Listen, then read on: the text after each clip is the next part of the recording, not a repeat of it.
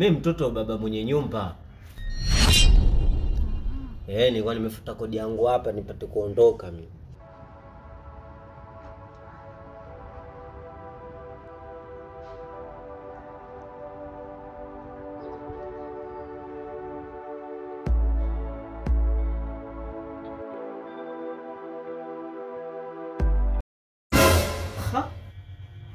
Umekuwa security au?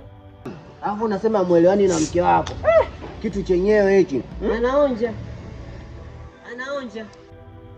Sio security, sio mlinzi. Nachotaka hapa, tuweze kuongoza hapo kitandani, tukaoshe vyombo. Hivyo mpumbavu nini? Yaani mimi niache kwenda kufanya kazi, alafu wewe unioshe mimi vyombo. Tutakula hivyo vyombo? Hichi chumba utalipa wewe kodi au utalipa babako? Unajisahaulisha tena. Tulikubaliana nini mwenzangu? 50 kwa 50.